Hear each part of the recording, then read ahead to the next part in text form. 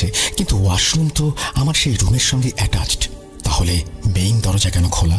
আমি ভাবলাম সে হয়তো পানি পান করতে গেছে বা ক্ষুধা লেগেছে বলে রান্নাঘরে গিয়েছে কিছু খাবে ভেবে। আমি কিছুক্ষণ অপেক্ষা করলাম তার ফেরার আশায়, কিন্তু অনেকটা সময় পার হয়ে গেলেও আমার স্ত্রী আর রুমে এলো না। কিছুক্ষণ পর আমি ঘর থেকে তার গলার আওয়াজ শুনতে পেলাম। যেই ঘর থেকে তার গলার আওয়াজ ভেসে আসছিল সেটা আসলে ছিল আমাদের স্টোর রুম বা ভাড়ার ঘর। আমরা ফসলের জন্য ঘরে একটা বড় টিনের ভাড় রাখি, যেটাকে আমরা আমাদের স্থানীয় ভাষায় ভান্ডার বলি। আর সেই ঘরটা আমরা স্টোর হিসেবেও ব্যবহার করতাম। সেখানে কেউ থাকতো না, আর কোনো আসবাবপত্র ছিল না। সেখানে ছিল ভান্ডার আর কিছু স্টোরের জিনিস, যার মধ্যে আমাদের কিছু পুরনো জিনিসও ছিল যখন আমরা পুরনো ঘরে থাকতাম। যাই হোক, আমি সেই ঘর থেকে আমার স্ত্রীর কথা বলার আওয়াজ শুনতে পেলাম। ঘরের কাছে এগিয়ে গিয়েও আরো ভালো করে খেয়াল করার পর আমি বুঝতে পারলাম যে ওই ভাষা ঠিক সেই ভাষা যেটা সেই রাতে আমার সঙ্গে কথা বলার সময়ও আমার মারিয়া ব্যবহার করেছিল যখন সে ঘুমাচ্ছিল। তখন পর্যন্ত আমি খুব একটা ভয় পাইনি, কিন্তু যখন আমি ওই ফিসফিসের আওয়াজ শুনলাম তখন আমার মনে ভয়ের মাত্রা বাড়তে লাগলো। আমার স্ত্রী কি এক অদ্ভুত ভাষায় সে রুমে কথা বলছিল। আমি তাড়াতাড়ি বিছানা থেকে উঠে গায়ে চাদর জড়িয়ে নিলাম এবং চুপচাপ পায়ে পায়ে স্টোর রুমের দিকে এগোতে লাগলাম। বলে রাখা ভালো যে আমি আমার বাড়িতে কিছু মুরগি পুষতাম। আমি ভয়ে ভয়ে এক পা দুপা করে ক্রস করে স্টোর রুমের দিকে এগিয়ে যাচ্ছিলাম। ধীরে ধীরে সেই আওয়াজ যেন আরো বাড়তে লাগলো, কিন্তু আমার মনে হচ্ছিল আমার স্ত্রীর সঙ্গে বোধহয় আরো একজন আছে যার কথা আমি শুনতে পাচ্ছি। ভারী ও মোটা পুরুষালী আওয়াজ। ভাষাটা যদিও বুঝতে পারছিলাম না, তবে এটুকু বুঝতে পারছিলাম যে আমার স্ত্রীও তার সঙ্গে ননস্টপ কথা বলছিল। আমি যখন রুমের দরজার কাছে পৌঁছালাম, ভেতরের পরিবেশ খুবই অদ্ভুত মনে হচ্ছিল আমার কেন জানি না মনে হচ্ছিল যে সেই রুমে শুধুমাত্র আমার স্ত্রী না, বরং আরো কিছু ব্যক্তিও আমার স্ত্রীর সঙ্গে ওই রুমে উপস্থিত আছে। রুমটা একেবারে অন্ধকার ছিল এবং ভেতরে প্রচন্ড ঠান্ডা ছিল। আমার স্ত্রীর আওয়াজ ভেতর থেকে কেমন যেন শোনা যাচ্ছিল। কিভাবে বোঝাবো আপনাদের? মনে করুন কারো গলার আওয়াজ ভেঙে একেবারে ভারী হয়ে গেলে তার স্বর যেমন শোনাবে, অনেকটা তেমনই। আমি ভয়ে ভয়ে দরজার সামনে চলে গেলাম, দোয়া ও কালিমা পড়া শুরু করলাম। তারপর ওই দরজায় নক করলাম, কিন্তু ভেতর থেকে কোনো আওয়াজ পেলাম না। আমার স্ত্রী চুপ করে আছে দরজার কড়নার শব্দ শুনে। কিছুক্ষণ চুপ থাকার পর আবার যে আওয়াজগুলো আসতে শুরু করলো, যেন এই সমস্যা আবার শুরু হয়েছে। আমি আমার স্ত্রীর নাম ধরে ডাকলাম, মারিয়া, তুমি কি ভেতরে আছো? আমার ডাক শুনে সে চুপ হয়ে গেল। আমি মোবাইলের টর্চ অন করে ঘরের দরজাটা এবার খুললাম। দরজা খুলতেই মনে হলো এক ঝড়ো প্রবল শক্তিশালী বাতাস এসে আমাকে ধাক্কা দিল এবং আমাকে ভেদ করে ঘর থেকে বাইরে চলে গেল, কিন্তু আমি কাউকেই দেখতে পেলাম না। তারপর দেখলাম ঘরের এক কোণে আমার স্ত্রী বসে আছে, আর বিশ্বাস করুন তার পাশে আমাদেরই পোষা একটা মুরগি, যাকে সে আমার সামনেই ধরলো আর মাথাটার টান দিয়ে শরীর থেকে আলাদা করে তার মাংস খেতে লাগলো। বেচারা মুরগি, আল্লাহ জানে কতটা কষ্ট পেয়েছে সে।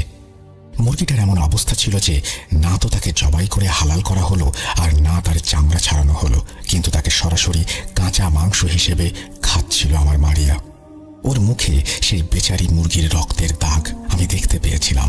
আমার মারিয়া এতটাই সুন্দর ছিল মাশাআল্লাহ, যে আমি বলে বোঝাতে পারবো না আপনাদের, কিন্তু এখন তার অবস্থা এমন হয়ে গেছে যে আমি মুখে বলতেই পারছি না। যাই হোক, মারিয়ার এই অবস্থা দেখে আমার মন ভেঙে গেল এবং আমি খুব বেশি পরিমাণে ভয় পেয়ে গেলাম। আমি তাকে ভয়ে ভয়ে ধরে ঘরে নিয়ে এলাম। আমি প্রথমে তার মুখে হাত দিয়ে ধরলাম এবং কালেমা পড়লাম। হুজুর আমাকে ফুঁক মারার জন্য যে পানি দিয়েছিলেন সেটাও প্রয়োগ করলাম।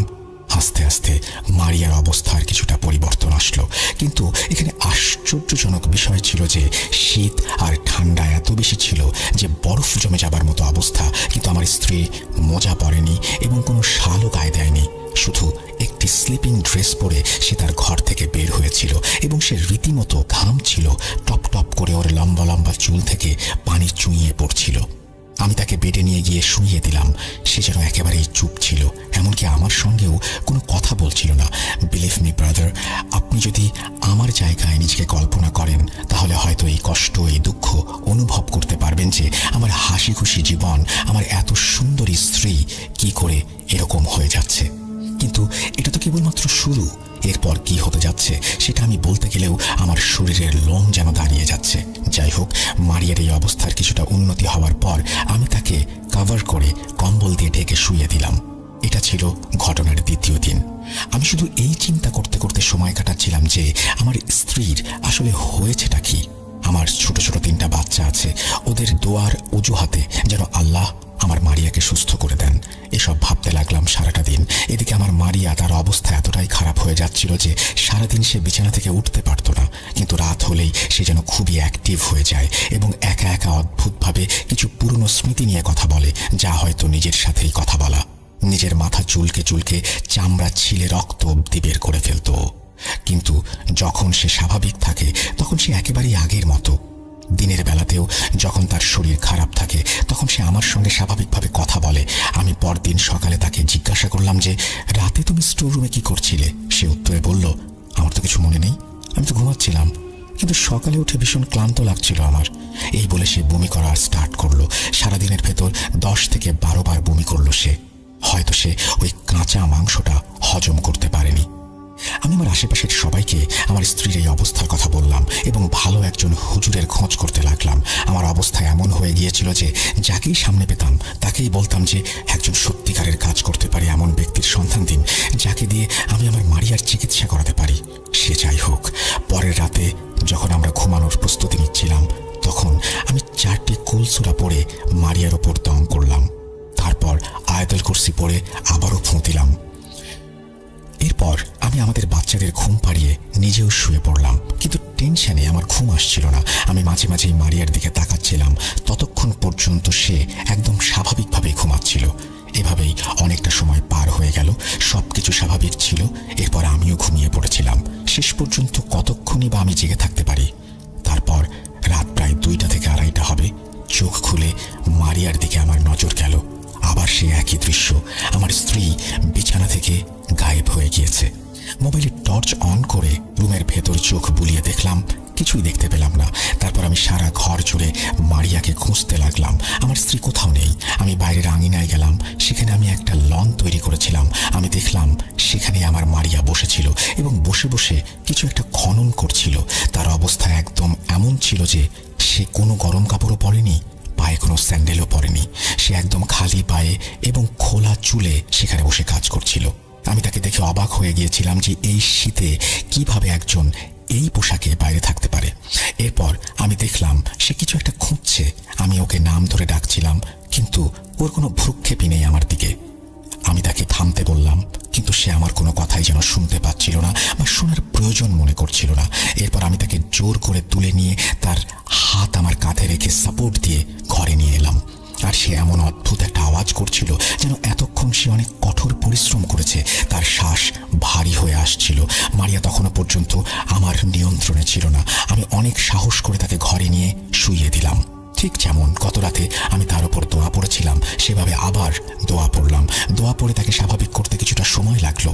সে কিছুতেই স্বাভাবিক হচ্ছিল না। শেষে সে কিছুক্ষণ পর কান্নাকাটি শুরু করলো, তারপর ঘুমিয়ে পড়ল।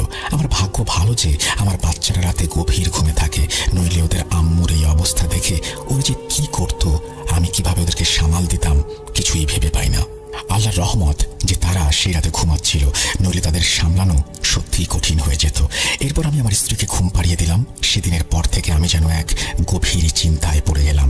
পরের দিন আমি আমার শ্বশুর বাড়ির লোকদের আমার বাড়িতে ডেকে নিলাম এবং ওনাদের সবকিছু খুলে বললাম। আমার কথা শুনে ওনারা নিজেদের মাথায় রীতিমতো হাত দিয়ে মেঝেতে বসে পড়লেন। তারপর আমার একজন পরিচিত বড় ভাইয়ের আগমন হলো, যিনি ওনার নিজের কোনো এক পরিচিতের মাধ্যমে একজন আলেমের খবর বের করে দিলেন এবং সেই আলেমের সাথে যোগাযোগ করে জানালেন যে সেই আলেম পরের দিন আমাদের বাসায় আসবেন। সেদিন রাতটা আমরা সেভাবে পার করলাম যেভাবে বাকি রাতগুলো কাটছিল। পরের দিন সেই আলেম সাহেব আমাদের বাড়িতে এলেন এবং আমাদের সম্পূর্ণ বাড়ির পরিস্থিতি পর্যবেক্ষণ করলেন। বাড়ি পরীক্ষা করে তিনি আমার স্ত্রীর সাথে কথা বললেন এবং আমার স্ত্রী স্বাভাবিকভাবেই তার সাথে কথা চালিয়ে যাচ্ছিল। কথায় কথায় আমার স্ত্রী আলেম সাহেবকে সব কিছু বিস্তারিতভাবে খুলে বললেন। আমার স্ত্রী বললেন যে, হুজুর, আমার সাথে কি হচ্ছে আমি জানি না, সারাদিন ক্লান্ত থাকি। সকালে ঘুম থেকে উঠলে আমার স্বামী আমাকে বলেন আমি যেন কি করেছি আগের রাতে। আমি বাড়ির চারপাশে ছায়ার মতো দেখি, কখনো ছাগলের মতো, কখনো কুকুরের মতো। এছাড়াও নানান রকমের ছায়া আমি দেখি যা আমার স্বামী কখনো দেখে না। এরপর হুজুর আমাকে জিজ্ঞাসা করলেন রাতে আমার স্ত্রী ঠিক কি করেন। আমি ওনাকে সবকিছু বুঝিয়ে বললাম। তারপর উনি আবারও সম্পূর্ণ বাড়ির পরিস্থিতি খতিয়ে দেখলেন, কিছু আমল করলেন এবং সম্পূর্ণ বাড়িতে ঘুরতে লাগলেন। উনি হাঁটতে হাঁটতে সেই জায়গায় গিয়ে থামলেন যেখানে আমার স্ত্রী আগের রাতে কিছু একটা খনন করেছিল। উনি আমাকে সেই জায়গাটা দেখিয়ে বললেন যে, এখানে খনন করো। এখানে একটা কথা বলে রাখা ভালো যে আমি হুজুরকে কখনোই বলিনি যে মারিয়া এই জায়গায় বসে কিছু একটা খনন করেছিল। এখন সেই আলেম কিভাবে জানলেন যে সেই জায়গাটাতেই খনন করতে হবে? সে যাই হোক, আলেম সাহেব বললেন, শোনো বাবা, তুমি এই জায়গা খুঁড়ে ফেলো এবং যদি কিছু বের হয় তাহলে সেটা ছোবে না।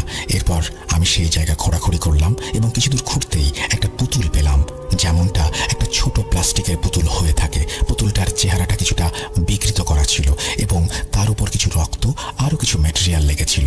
ভাই, আমি কি বলবো, সেই পুতুলটার ওপর অদ্ভুত অদ্ভুত কিছু লেখা ছিল আর সারা শরীরে সুই ফোটানো ছিল।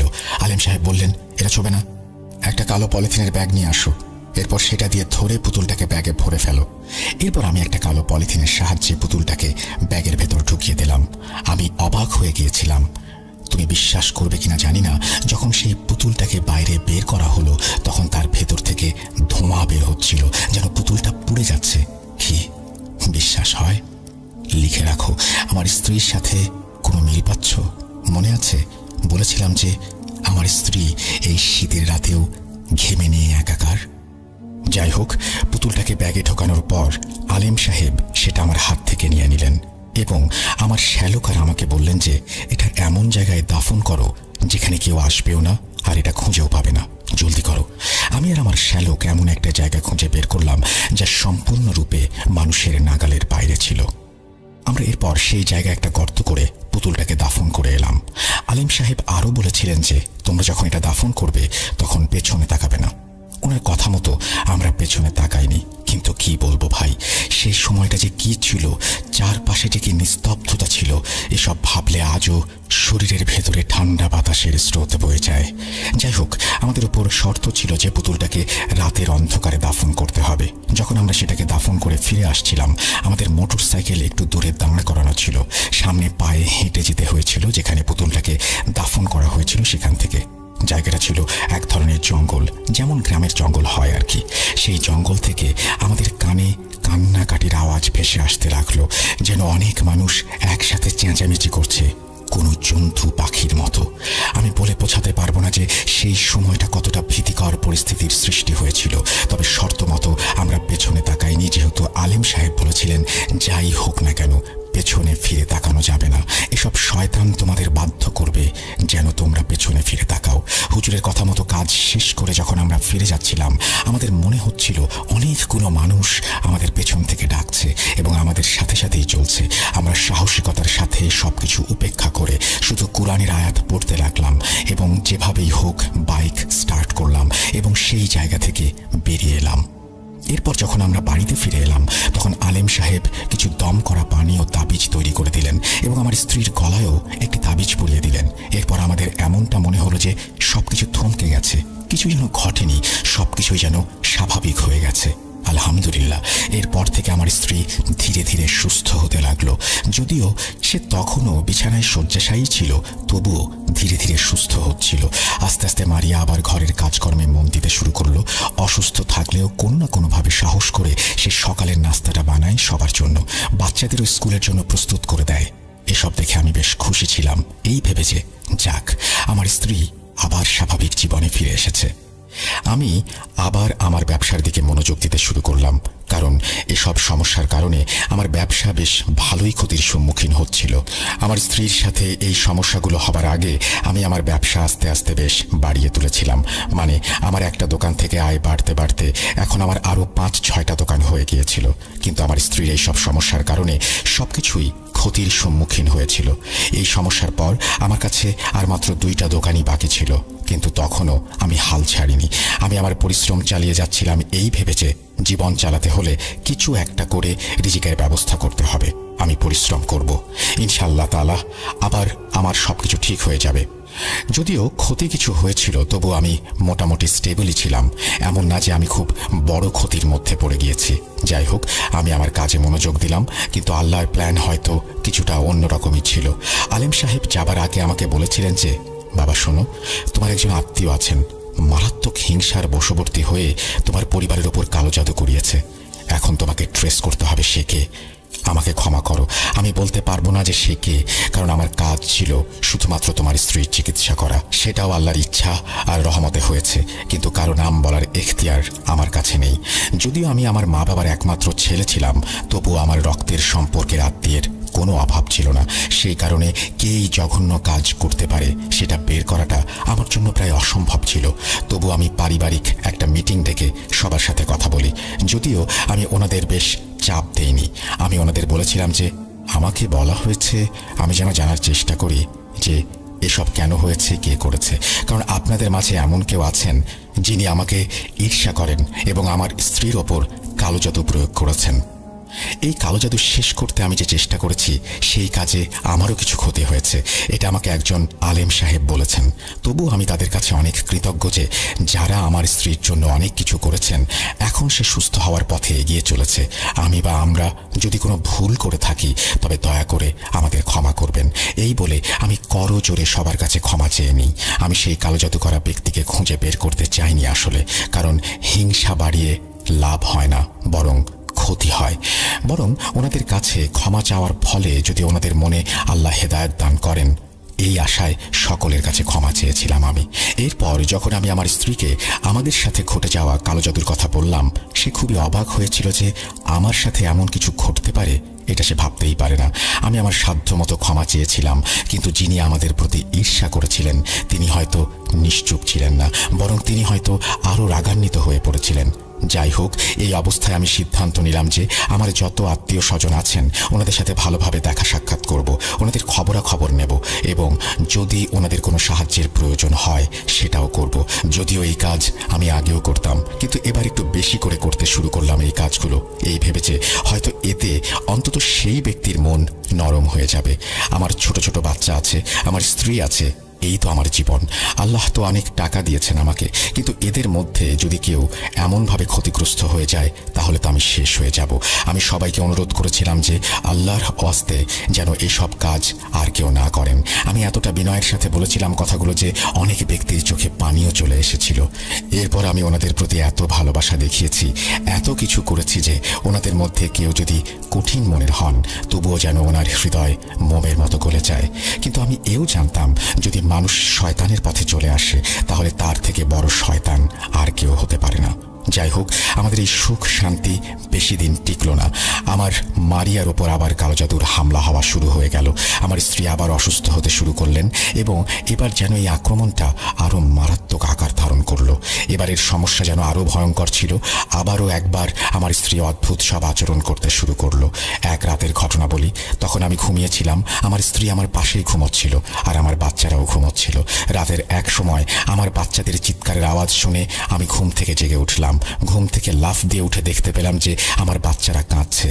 আমি সেদিন রাতে সারাদিন কাজ করে এত ক্লান্ত হয়ে গিয়েছিলাম যে গভীর ঘুমে চলে গিয়েছিলাম, তাই জানি না তারা কতক্ষণ ধরে কাঁদছে। ঘুম থেকে উঠে আমি যে দৃশ্যটা দেখেছি সেটা বিশ্বাস করবেন কিনা জানি না, কিন্তু আমি নিজে সেই দৃশ্যের চাক্ষুষ সাক্ষী। যখন আবার চোখ খুলল তখন আমার বাচ্চারা বিছানায় বসে চিৎকার করছিল আর কাঁদছিল। আমার বাচ্চারা ভয়ে আমার পাশে বসে একেবারে জড়সড় হয়ে গিয়েছিল, তাই তারা আমাকে ঘুম থেকে তুলতে পারছিল না। তাদের এত সাহসও ছিল না যে আমার খাটের কাছে এসে আমাকে জাগাবে। কিন্তু আমার বাচ্চাদের কি হয়েছে জিজ্ঞেস করার আগেই আমার চোখ আমার স্ত্রীর দিকে গেল। আমি আমার নিজের চোখকেও বিশ্বাস করতে পারছিলাম না। এ কি দেখছি? চোখ কষলে নিলাম। এরপর দেখলাম আমার স্ত্রী হাওয়ায় উড়ছিল, যেন সে শূন্যে ভাসছে। এমনকি তার উপর যে কম্বলটি ছিল সেটাও হাওয়ায় ভাসছে, যদিও তার উপরে ভাসার কোনো সাপোর্ট ছিল না, অর্থাৎ পুরোপুরি হাওয়ায় ভাসছিল মারিয়া। আমি আমার সর্বশক্তি দিয়ে চিৎকার করে আয়াত পড়তে শুরু করলাম এবং আমার বাচ্চাদের এমনভাবে ধরেছিলাম যেমন মুরগি তার বাচ্চাদের পাখার নিচে লুকিয়ে রাখে। আমি পড়া জারি রাখলাম। সে এমন এক অবস্থা যা বলে বোঝানো যাবে না, যা ফিল করা অসম্ভব। আমি আমার এক হাত দিয়ে মারিয়াকে ধরে নামানোর বৃথা চেষ্টা করলাম। বিশ্বাস করুন, প্রায় 25 থেকে 30 মিনিট ধরে আমার স্ত্রী হাওয়ায় ভাসছিল। আমি কিছুই করতে পারিনি। আমি নিজের জন্য ভয় না পেলেও আমার বাচ্চাদের জন্য ভয় পাচ্ছিলাম। মারিয়াকে দেখে মনে হচ্ছিল সে ঘুমাচ্ছে আর শূন্যে ঘোরাফেরা করছে। তারপর আমি সাহস জোগাড় করে দাঁড়িয়ে গিয়ে আমার স্ত্রীর দিকে তাকালাম। তার চোখ জোড়া খোলা ছিল এবং তাকে এমন দেখাচ্ছিল যেন সে আর আমার মারিয়া নেই। সে পুরুষালী কণ্ঠে বলছিল, তুই যা চাস যার কাছে ইচ্ছা যা, যেই চিকিৎসা পারিস কর, আমি এই মহিলাকে শেষ করে দেব। আমরা তোর পরিবারকে ছিনিয়ে নেব। যতটা পারিস আটকানোর চেষ্টা কর, তোর হার নিশ্চিত। সোজা কথায় আমার স্ত্রীর মাধ্যমে আমার সেই জালিম আত্মীয় আমার কাছে এই বার্তা পাঠিয়েছিল যে তুই যা করিস না কেন এই কালো জাদু কাটানো অসম্ভব। মারিয়া আবার বলে উঠল, ছাড়ব না, আমি সব কিছু শেষ করে দেব। এখন আর এই মহিলাকে বাঁচানোর কোনো সুযোগ নেই, তোর পরিবার শেষ হয়ে যাবে। মারিয়ার কথাগুলো একদম স্পষ্ট হুমকি ছিল, কিন্তু তখন আমি জানতাম না কে এই লোকটি যে এই জঘন্য কাজ করেছে। দিন কাটতে লাগলো, আর আমাদের আনা সেই আলেমও ওনার চিকিৎসা চালিয়ে যেতে লাগলেন। আমার স্ত্রীর স্বাস্থ্যের অবস্থা ওঠানামা করতে লাগলো। কখনো কিছুটা সুস্থ হয়ে যাচ্ছিল, আবার কখনো একেবারে বিছানায় পড়ে যাচ্ছিল। সে এতটাই দুর্বল হয়ে গিয়েছিল যা আমার চোখে দেখার মতো ছিল না। আমার এত সুন্দর স্ত্রী, আর এখন কি অবস্থা আমি ভাবতেও পারি না। আমি শুধু নুরানি অর্থাৎ ইসলামী চিকিৎসায় করাইনি, হাসপাতালেও নিয়ে গিয়েছিলাম মারিয়াকে। ডাক্তারের দেওয়ার টেস্টগুলো করালাম, রিপোর্টগুলো নিয়ে ডাক্তারকে দেখালাম, সবকিছুই নর্মাল। আমার দিক থেকে চিকিৎসার যেন কমতি না থাকে এই জন্য সব ধরনের চিকিৎসাই করিয়েছিলাম মারিয়াকে। লোকজন আমাকে বলে, ভাই ধর্মীয় চিকিৎসা করান, মেডিকেল থেকে দূরে থাকেন। কিন্তু আমি তো মেডিকেলেও যাই এবং ধর্মের দিকেও যাই, যাতে কোনো ভুল না হয় এবং আমার জীবনটা বিগড়ে না যায়। চিকিৎসারত আলেমও অনেক দুশ্চিন্তায় ছিলেন আমাদের নিয়ে। যখন আমি এখানে এসে আমল করি তখন সব ঠিক থাকে, কিন্তু যখন আমি আমল শেষ করে চলে যাই তখন আমার উপরে অনেক চাপ আসে। আমারও সন্তান আছে, তবুও উনি হাল ছাড়েননি। কিন্তু ওনার এই দুশ্চিন্তা অযথা নয়, এও আমার জানা ছিল। আমি খেয়াল করেছিলাম যে আমি যতই আমার স্ত্রী নিয়ে ঘুরে ঘুরে নানান কবিরাজ ও ডাক্তারের চিকিৎসা নেই না কেন, তার স্বাস্থ্যের কোনো উন্নতি হচ্ছিল না। এখন সে সম্পূর্ণরূপে শুকিয়ে গেছে। আল্লাহ কেন আমার মিনতি শুনছিলেন না আমি জানি না। এক রাতে আমি ঘুমানোর প্রস্তুতি নিচ্ছিলাম, আমার বাচ্চারা তখন ঘুমাচ্ছিল। আমার মারিয়া আমার কোলে মাথা রেখে আমাকে অদ্ভুতভাবে দেখছিল। আজ অনেক দিন পরে তার চোখে আমার জন্য সেই পুরাতন ভালোবাসার আভাটা দেখতে পেলাম। আমি ওকে জিজ্ঞেস করলাম, কি দেখছো? কিছু বলবে মারিয়া? আমার কথার উত্তর না দিয়ে সে শুধু আমাকে দেখেই যাচ্ছিল। সে আমাকে ইশারায় তার কাছে ডাকলো। আমি তার মুখের কাছে আমার মাথাটা নিয়ে গেলাম। সে শক্ত করে আমার হাত ধরে বলল, যদি আমার কিছু হয় তাহলে আমার বাচ্চাদের খেয়াল রেখো। ধুর বলে আমি তাকে বললাম, তুমি সব কথা কেন বলছো মারিয়া? সে বলল, যাই হোক, আমাকে কথা দাও, যদি আমার কিছু হয় তাহলে আমার বাচ্চাদের খেয়াল রাখবে। সেই কথাগুলো বলেছিল আর বারবার আমার চোখের দিকে তাকিয়েছিল। ওই দিন আল্লাহ তাআলা স্বামী স্ত্রীর সম্পর্কটাকে কতটা মধুর ও সুন্দর করে বানিয়েছেন। যদি নেককার বউ পাওয়া যায় তাহলে এই দুনিয়ায় পুরুষের জন্য জান্নাত তৈরি হয়। আমি আমার এই বউকে নিয়ে কখনোই কোনো অভিযোগ করিনি, কারণ তিনি খুব ভালো একজন গৃহিণী ছিলেন, যিনি আমার বাচ্চাদের সামলেছেন, আমাকে সাপোর্ট দিয়েছেন। এই সব কিছু যা আল্লাহ পাকের পক্ষ থেকে আমার জন্য উপহার, এবং যা কিছু আমি পেয়েছি তার কারণেই পেয়েছি। যদি আমি জীবনে কোথাও সফল হয়ে থাকি সেটা আল্লাহর রহমত এবং আমার স্ত্রীর সমর্থন আর আমার বাবা মার দোয়ার কারণেই হয়েছে। না জানি কোনো কারণে ওই রাতে সে আমার দিকে তাকিয়েই রইল আর কাঁদতে থাকলো। তার মায়াবী চোখে সীমাহীন অশ্রু ছিল আর চোখগুলো আস্তে আস্তে লাল হয়ে যাচ্ছিল। আমি তাকে সাহস দিলাম আর নিজেকেও শক্ত করলাম। তোমার কিছু হবে না মারিয়া, তুমি আমার সাথেই আছো, আর সারা জীবন আমরা একসাথেই থাকবো ইনশাল্লাহ। সে কোনো উত্তর না দিয়ে আমাকে অবিরত দেখায় ব্যস্ত ছিল। আমি তাকে বললাম, তুমি শুয়ে পড়ো, কিন্তু সে জানালো যে সে শোবে না। সে আমাকে বলেছিল, তুমি ওর পাশে বসে থাকো। অনেকক্ষণ ধরে আমি তার সাথে বসেছিলাম। ধীরে ধীরে তার অবস্থা এতটাই খারাপ হয়ে যাচ্ছিল যে সে আর কোনো কথাই বলতে পারছিল না। অনেকক্ষণ পরে সে আমাকে বলল, এবার তুমি গিয়ে শুয়ে পড়ো। আমি জানতাম না এটাই ছিল মারিয়ার সাথে আমার শেষ রাত আর ওর মুখে বলা সর্বশেষ উক্তি। আমি যদি জানতাম যে এটাই ওর জীবনের শেষ রাত তবে আমি কখনোই বিছানায় গিয়ে শুয়ে পড়তাম না, কিন্তু আমি জানতাম না। আমি তাকে শোয়ালাম, তার কপালে হাত রাখলাম, তার চুলে হাত রাখলাম, তাকে ভালোবাসার চোখে দেখলাম। তারপর আমি আমার বিছানায় গিয়ে শুয়ে পড়লাম। রাতের কোনো এক প্রহরে আমার চোখ খুলল। আমার অভ্যাস ছিল যে রাতে আমার ঘুম ভাঙলেই আমি আমার ডান পাশে ফিরে স্ত্রীর দিকে তাকাতাম। সেদিন রাতেও ঘুম ভাঙতেই আমি একটা শব্দ শুনলাম, যেন অন্য রুমে কিছু বন্য মানুষ আনন্দ উল্লাস করছে। শব্দটা একদমই তেমন ছিল যেন কোনো জলসা হচ্ছে। আমি দেখলাম আমার স্ত্রী আমার বিছানায় নেই, সে তার বিছানা থেকে গায়েব। আমি ঘর থেকে বেরিয়ে সেই স্টোর রুমে যেতে লাগলাম যেখান থেকে শব্দগুলো আসছিল। আমি যখন রুমের দিকে যাচ্ছিলাম তখন আমার কানে ক্ষীণ আওয়াজ আসতে লাগলো, যেভাবে অনেকগুলি জঙ্গলের মানুষ হইচই করে। মাবুদ, সেই আওয়াজ খুব বেশি লাউড ছিল না, কিন্তু খুবই বিকৃত রকমের ছিল। যখন আমি ধীরে ধীরে সেই ঘরের কাছে গেলাম তখন দেখলাম সেখানে একটা চাটাই রাখা ছিল এবং আমার স্ত্রী সেখানে আধশোয়া অবস্থায়। যখন আমি সেখানে পৌঁছালাম এবং তার হাত ধরলাম, সে কোনো নড়াচড়া করল না। আমি তার শ্বাস প্রশ্বাস চেক করলাম এবং তার বুকের ওপরে কান লাগিয়ে শুনলাম, আল্লাহ আমার মারিয়াকে নিজের কাছে ডেকে নিয়ে গেছেন। ইন্না লিল্লাহি ওয়া ইন্না ইলাইহি রাজিউন। ওর হৃৎপিণ্ডটা শব্দ করা বন্ধ করে দিয়েছিল। যে ভয় ছিল সেটাই সত্য হলো।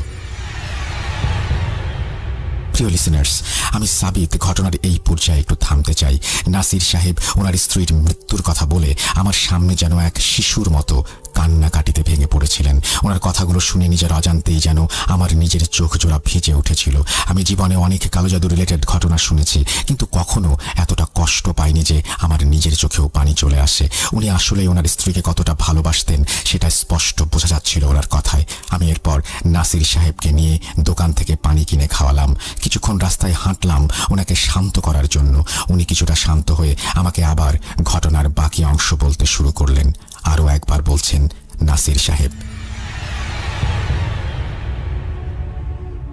সেদিনের পর থেকে আমার দুনিয়া যেন উজাড় হয়ে গিয়েছিল।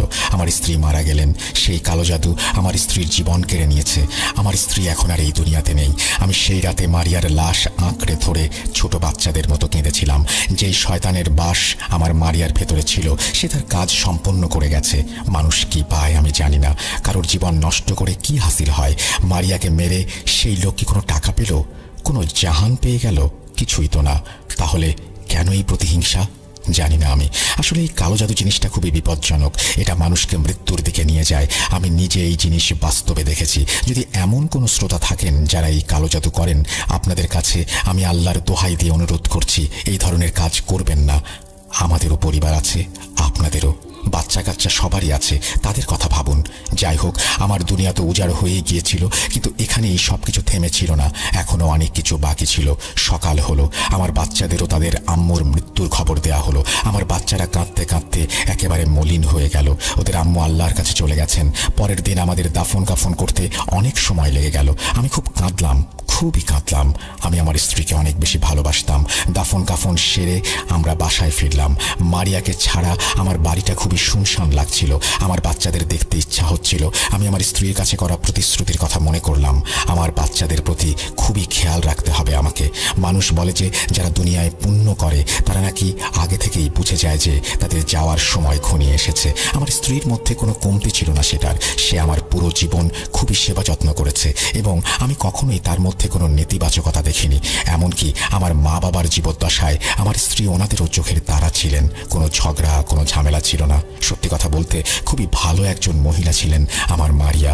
আল্লাহ তাকে জান্নাত নসিব করুন, আমিন। কিন্তু যে ব্যক্তির জন্য আমার মারিয়া আজ কবরবাসী, সেই ব্যক্তি যে মারিয়ার জান নিয়েও শান্ত হবে না সেটা আমার জানা ছিল না। জানি না এরপর আর কি কি ঘটতে যাচ্ছে। এক রাতে আমি ঘুমিয়ে পড়েছিলাম। তখন আমি একটা স্বপ্ন দেখি যে আমার স্ত্রীর কবরের পাশে ছাই পড়ে আছে, যেন কেউ এইমাত্র সেখানে কাঠ কয়লা পুড়িয়ে চলে গেছে। আস্তে আস্তে সেই ছাইগুলো আমার স্ত্রীর কবরের ওপর ছড়িয়ে পড়ছে। স্বপ্নটা এতই অদ্ভুত লাগলো যে আমার চোখ খুলে গেল। মারিয়ার প্রতি ভালোবাসা আমার এতটাই গভীর ছিল যে রাতের মধ্যেই বাড়ি থেকে বেরিয়ে কবরস্থানে চলে গেলাম। কবরস্থানে পৌঁছানোর পর আমি দেখলাম মারিয়ার কবরের চারপাশে কিছু কয়লা আর ছাই পড়ে আছে। আমি কিছুই বুঝতে পারছিলাম না যে এসব কি হচ্ছে। এরপর আমি বেশ কিছুক্ষণ সেখানে বসে সূরা ফাতিহা পড়লাম। কবরস্থানের একটা পাইপ থেকে পানি নিয়ে আমার স্ত্রীর কবরটা আবারও ভিজিয়ে তরতাজা করে দিলাম। তারপর বাড়ি এলাম। কিন্তু সেই স্বপ্নের পর্বটা ক্রমাগত বাড়তে থাকলো। আমি আস্তে আস্তে প্রতিদিনের স্বপ্নে আমার স্ত্রীর কবর দেখতে পেতাম। আমি ভাবতাম হয়তো এটা মারিয়ার প্রতি আমার ভালোবাসা। যেন সাবকনশিয়াস মাইন্ডেও আমি সবসময় আমার স্ত্রীর কথা মনে রাখি। এই কারণেই হয়তো আমি স্বপ্ন দেখতে শুরু করেছি। কিছুদিন পার হলে আমি খেয়াল করতে লাগলাম যে আমার বড় ছেলেটা আস্তে আস্তে খুব অসুস্থ হয়ে যাচ্ছে। তারও শরীর তার মরহুমা আম্মুর মতোই খারাপ হতে শুরু করেছে। আমি একা হয়ে কাঁদতে কাঁদতে আল্লাহর কাছে মাফ চাইলাম। হে আল্লাহ, আমার হয়তো এমন কোনো পাপ বা অন্যায় আছে যা আপনার খারাপ লেগেছে। আপনি তো রাজা, আপনি তো বাদশাহ। আমি আমার একটু রত্ন হারিয়েছি, কিন্তু এবার আমি আমার প্রিয় সন্তানকে হারাতে চাই না। আমি আমার ছেলের চিকিৎসা করিয়েছি, আলেমকেও দেখিয়েছি, কিন্তু পরিস্থিতি একই রকম ছিল।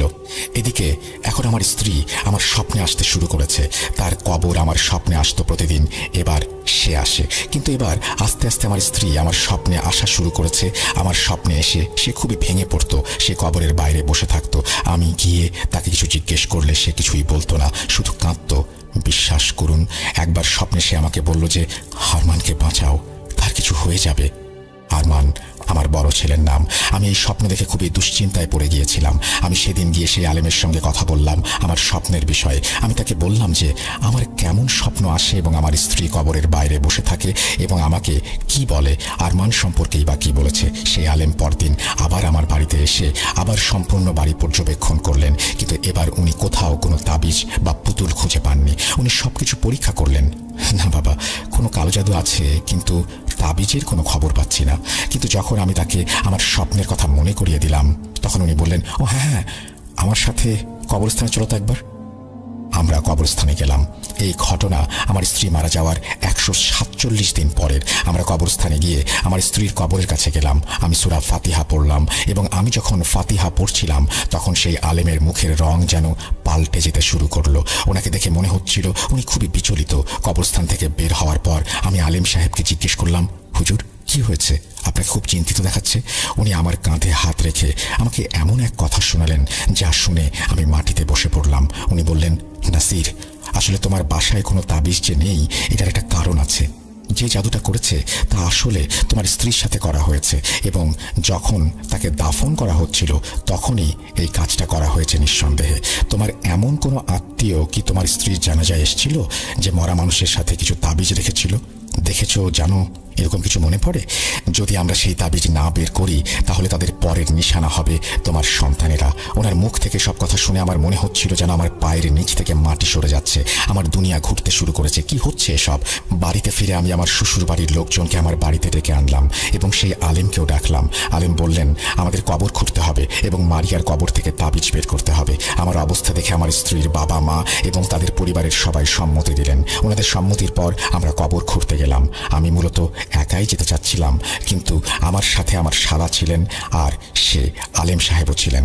আমার শালা মারিয়ার কবর খুঁড়ে শুধু মাথার পাশে একটা কি যেন সরালো। আলেম সাহেব বললেন, নাসির, তুমি ভেতরে যাও এবং মোবাইলের টর্চটা অন রেখো। ভাই, লিসেনারদের উদ্দেশ্যে বলি, এরপর কবরের ভেতর কি হয়েছে আর আমি কি দেখেছি সেগুলো আমি তোমাকে বলতে পারবো না, কারণ আমি যদি তোমাকে এই বিষয়ে কিছু বলি তাহলে হয়তো তুমি শুনতে পারবে না এবং রাতের বেলায় তোমার ঘুম আসবে না। তাই আমি খুব সংক্ষেপে বলছি। যখন আমি কবরের ভেতরে নামলাম, আলেম সাহেব বললেন, লাশের মুখ খুলে দেখো। বিশ্বাস করুন, যখন আমি লাশের মুখ খুললাম তখন তার মুখের ভেতরে কিছু তাবিজ ছিল। আলেম সাহেব আমার দিকে একটা কালো পলিথিন এগিয়ে দিলেন। আমি তাবিজগুলো ব্যাগের ভেতরে রেখে ব্যাগ নিয়ে বাইরে বেরিয়ে এসে কবরে আবার কোনো রকমের মাটি চাপা দিয়ে দিলাম, কারণ তাবিজের একটা হেস্তনেস্ত করা এখন আমার প্রথম কাজ। আলেম সাহেব আমাকে বললেন, কবর পরে মেরামত করব, আগে এই তাবিজগুলো কাছের কোনো শ্মশানে ফেলে আসো। এগুলো শ্মশানে বানানো হয়েছে, জলদি ফেলে আসো। আমি খুব কষ্টে ওই তাবিজগুলো নিয়ে বের হয়ে কাছের এক শ্মশানে ফেললাম। তারপর আবার কবরস্থানে ফিরে এলাম এবং আমরা তিনজন মিলে কবরটা আবারও মেরামত করে দিলাম। যখন আমরা কবরস্থান থেকে বের হচ্ছি তখন সেই গোরখোদক যে আমার স্ত্রীর কবর খুঁড়েছিল, প্রথমবারের মতো তার সাথে আমাদের দেখা হলো। সে আমাদের দেখে বলল, ওই পাশের মরিয়ম খানের কবরটা কি আপনাদের কবর? আমি বললাম, হ্যাঁ, এটা আমার স্ত্রীর কবর। সে বলল, ভাইজান, এই কবরের ভেতর থেকে রাতে খুব অদ্ভুত ভয়ঙ্কর শব্দ আসে। এরপর মনে হয় যেন কিছু অমানুষ প্রাণী সেই কবরের চারপাশে ঘুরে বেড়ায়, কিছু কালো প্রাণী। রাতে অনেকবার এখানে আওয়াজ শুনেছি। যখন লুকিয়ে দেখার চেষ্টা করেছি, কিছু কালো মানুষের মতন প্রাণীকে দেখেছি। কবরের চারপাশে তারা ঘুরছে, চিৎকার করছে, দৌড়াচ্ছে। ঠিক যেমন কিছু জঙ্গলি মানুষ আগুনের পাশে ঘোরে, তেমনি ওই কালো প্রাণীগুলো কবরের পাশে ঘুরতে থাকে। আপনি এত ভুল দেখেছেন। এটুকু বলে আমরা বাসায় চলে আসলাম। সেই আলেম সাহেব আমাদের ওই তাবিজ দাফন করতে বলেছিলেন আর ওনার কথা মতো তাবিজগুলো ইতিমধ্যেই দাফন করে দিয়েছিলাম শ্মশানে। এই ঘটনার পর আমার ছেলেটাও ধীরে ধীরে সুস্থ হতে থাকে। আলেম সাহেব বলেছিলেন, ভাই, আমার জ্ঞান এখানে কিছুটা সীমিত, এখন যাই হবে এরপর সব কিছুই আমার ওস্তাদ দেখবেন, যিনি বর্তমানে আমার বাড়িতে আছেন। আমরা তৎক্ষণাৎ আলেম সাহেবের ওস্তাদের কাছে গিয়েছিলাম ওনার কাছ থেকে পরামর্শ নেওয়ার জন্য। সবকিছু খুলে বলি। উনি সম্পূর্ণ ঘটনাটা শুনে একটা পরিকল্পনা করলেন। উনি বললেন, আমাদেরকে রাতে ওই কবরস্থানে যেতে হবে। আমি আর আমার এই শাগরিদ, যে আগে তোমার স্ত্রী আর ছেলের চিকিৎসা করেছে, আমাদের দুজনকে সেখানে গিয়ে কিছু কাজ করতে হবে। এই বলে ওনারা আমাকে এই কাজে অন্তর্ভুক্ত করলেন যে আমাকেও কবরস্থানে যেতে হবে এবং ওনাদের সাথে মিলে এই কাজ করতে হবে। ওনাদের শর্ত ছিল যে আমাদের এই সম্পূর্ণ ব্যাপারটি নিঃশব্দে করতে হবে এবং কবরস্থানে যেন কেউ না আসে সেটাও নিশ্চিত করতে হবে। দিন হিসেবে শুক্রবারের রাত ঠিক করা হলো। আলেম সাহেবকে নিয়ে আমি আবার কবরস্থান ঘুরে এলাম এবং ওনাকে আমাদের বাড়িতে থাকতে দিলাম। দ্বিতীয় দিন রাতের দিকে বা জুম্মা রাতে আমরা কবরস্থানের উদ্দেশ্যে বেরিয়ে পড়লাম। কিছু মোমবাতি, মুগ ডাল আর আগরবাতি নিয়ে আমরা কবরস্থানের দিকে এগিয়ে গেলাম। মারিয়ার কবরের সামনে পৌঁছেই ওনারা কবরের ওপরে আগরবাতি জ্বালিয়ে দিলেন এবং চারিদিকে মোমবাতি জ্বালিয়ে দিলেন। তারপর আলেম সাহেবের ওস্তাদ বললেন, যা কিছুই হোক ভয় পাবে না, আমাদের কথা শোনো, বিশেষ করে আমার কথা শোনো। আমি জানি তোমরা ভয়ে আছো অনেক, কিন্তু আমি তোমাদের কিছুই হতে দেব না। তোমাদের ভয় পেতে হবে না, তোমরা তোমাদের জায়গা থেকে সরবে না। এখন থেকে যা হবে সবই তোমার পরিবারের ভালোর জন্য হবে। তোমাদের মজবুত থাকতে হবে, কারণ যে ব্যক্তি এই কালো জাদু করেছে সে খুবই বিপজ্জনক। এই শ্মশানের কালো জাদু এটি। আমি এটা শেষ করতে চাই আজীবনের জন্য। এর জন্য এই কাজটি করা খুব জরুরি। আজ আমাদের কাজ যদি সফল হয় তাহলেই এটাকে গোড়া থেকে শেষ করতে পারবো। আল্লাহ আমাদের এই ভালো কাজে রহমত দান করুন। এই কথা বলেই ওনারা দুইজন কালেমা পড়তে শুরু করলেন। কবরস্থানে ঢোকার আগে আমরা গোরখোদককে সবকিছু বুঝিয়ে বলে ওনাকে নজরদারি করার অনুরোধ করেছিলাম যে কবরস্থানে যেন কেউ না আসে। কবরস্থানে একটা প্রধান ফটক ছিল, আমরা সেটা বন্ধ করে দিয়েছিলাম, ওনাকে রেখেছিলাম পাহারায়। যাই হোক, কাজটা শুরু হলো এবং সেই রাতে এমন লাগছিল মনে হচ্ছিল কেউ আমাদের পেছনে দাঁড়িয়ে আছে। হুজুরের জ্বালানো মোমবাতিগুলোর সাহায্যে একটু আলোকিত ছিল আমার মারিয়ার কবরটা, আর আমরা সেই আলোর মধ্যে বসে কাজগুলো করছিলাম। যখন হুজুর আয়াত পড়া শুরু করলেন, বিশ্বাস করুন পরিবেশটা কেমন যেন গুমোট হতে শুরু করলো। কোনো এক কালো শক্তি যেন আমাদের তার নিজের দিকে টানছিল, ভয় দেখাচ্ছিল। কিন্তু সেই আলেম সাহেবের কপালে কোনো চিন্তার ছাপ নেই। আমি ভয় পাচ্ছিলাম, কিন্তু মনে শান্তিও ছিল যে ইনশাআল্লাহ সব ঠিক হয়ে যাবে। বিশ্বাস করুন, যখন এই আমল চলছিল তখন প্রচুর কাক হঠাৎ করে এসে সম্পূর্ণভাবে একটা গোলাকার বৃত্ত তৈরি করে বসে গেল। আলেম সাহেব বলেছিলেন যে যিনি এই জাদু করেছেন তিনি নাকি এই সময় সক্রিয় আছেন এবং লাগাতার হুজুরের দিকে আক্রমণ করছেন। উনি দৃঢ় গলায় বললেন, তোমাদের জায়গা ছেড়ে দিতে হবে না। যাই হোক সাবিত, সংক্ষেপে বলতে গেলে সেই আমল প্রায় 5 ঘন্টা চলতে থাকলো। এরপর পরিবেশটা একটা স্থিরতা পেল। সেই মোমবাতিগুলো এক এক করে সব নিভে যেতে লাগলো। তারপর হুজুরের কাজ সম্পন্ন হলো। আলেম সাহেব বললেন যে আমার সাথে ভালো কিছু জিন আছে যারা সারা রাত ওই শয়তানি জিনের সাথে লড়াই করেছেন। আলেম সাহেব আকাশের দিকে তাকিয়ে কিছু কথা বলছিলেন এবং তাদের ধন্যবাদ দিচ্ছিলেন। এরপর আমরা সেখান থেকে উঠে বাসায় ফিরে এলাম। আলেম সাহেব আমাকে সম্পূর্ণরূপে নিশ্চিত করলেন যে এখন এই সমস্যার সমাধান শেষ হয়ে গেছে। উনি বললেন, এখন তোমার এবং তোমার বাচ্চাদের আর কোনো ঝুঁকি নেই, আলহামদুলিল্লাহ। এরপর থেকে সবকিছু আবার স্বাভাবিক রুটিনে চলে আসলো।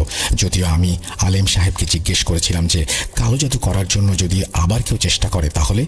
আলেম সাহেব বললেন, সে কখনোই আর এই কাজের ধারে কাছেও আসবে না, কারণ যার সঙ্গে আমার জিনদের মোকাবেলা করতে হয়েছে তারা ইতোমধ্যে জেনে গেছে আমাদের শক্তি সম্পর্কে।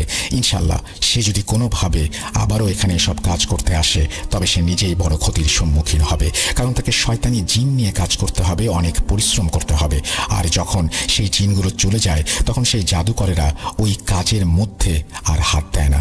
আমি ইতোমধ্যেই তার অনেক ক্ষতি করেছি, আর এখন সে এই দিকে আর আসবে না, একদমই ভাববে না আবার আক্রমণ করার ব্যাপারে। কেমন? হুজুররা যাবার আগে আমাকে বলেছিলেন যে এই জাদুটা ছিল সবচেয়ে ভয়ঙ্কর ও বিপজ্জনক জাদু। এটি ছিল শ্মশানের মাটিতে করা কালো জাদু। যাই হোক, এরপর থেকে আমাদের জীবনে একরকম স্থবিরতা চলে এলো। আমার জীবন স্বাভাবিক হতে শুরু করলো, কিন্তু এসবের মধ্যে আমি খুব বড় ক্ষতির সম্মুখীন হয়েছিলাম। আমার স্ত্রীকে আমি হারিয়ে ফেলেছিলাম এই অভিশাপের কারণে। যদিও আমার ব্যবসায় অনেক ক্ষতি হয়েছিল, কিন্তু সেটা আসলে কিছুই না, কারণ পরিশ্রম করলে অর্থ আমি আবার উপার্জন করতে পারবো। কিন্তু আমার সবচেয়ে বড় দুনিয়া ছিল আমার স্ত্রী এবং আমার সন্তানেরা, যেখানে আমার স্ত্রী এখন আল্লাহর কাছে চলে গেছেন। এই ঘটনাগুলো শুধুমাত্র ঘটনা নয়, এগুলো আমাদের জন্য চরম শিক্ষা। হে আল্লাহ, আমাদের সবাইকে আপনি ক্ষমা করুন, আমিন। আমি একটা কথাই বলবো, যদি আল্লাহ আপনাকে অনেক কিছু দিয়ে থাকেন তাহলে দেখানোর দরকার নেই। এগুলো আমাদের না, আসলে আল্লাহ আমাদের এগুলো দান করেন। তাই যা আমাদের না সেটা নিয়ে অন্যদের দেখিয়ে বেড়ানোটা মোটেও উচিত নয়।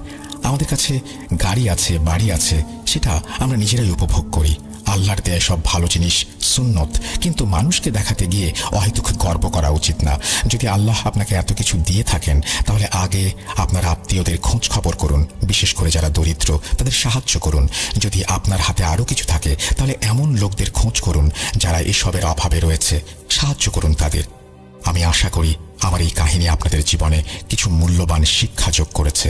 দয়া করে মনে রাখবেন, আমার স্ত্রীর মাগফিরাতের জন্য দোয়া করবেন এবং আমার ছেলে মেয়েদের জন্য দোয়া করবেন। আমিও দোয়া করছি। যারা ভূত.com শোনেন, আল্লাহ তাআলা তাদের সবাইকে স্বাস্থ্য ও সুস্থতা দান করুন। আর যাদের মনে হিংসা আছে, যারা প্রতিহিংসা পুষে রাখেন, তাদের শত্রুতা থেকে আমাদের রক্ষা করুন। আপনারা ভালোভাবে থাকবেন। আল্লাহ হাফেজ। এই বলে নাসির সাহেব ওনার ঘটনাটি শেষ করেছেন। ঘটনা বলা শেষ করে উনি দাঁড়িয়ে গেলেন আর আমার সাথে হাত মিলিয়ে হাঁটা ধরলেন নিজের গন্তব্যের উদ্দেশ্যে। হয়তোবা উনি নিজের চোখের পানি আর মনের কষ্টটা আরও একবার আমাকে দেখাতে চাননি।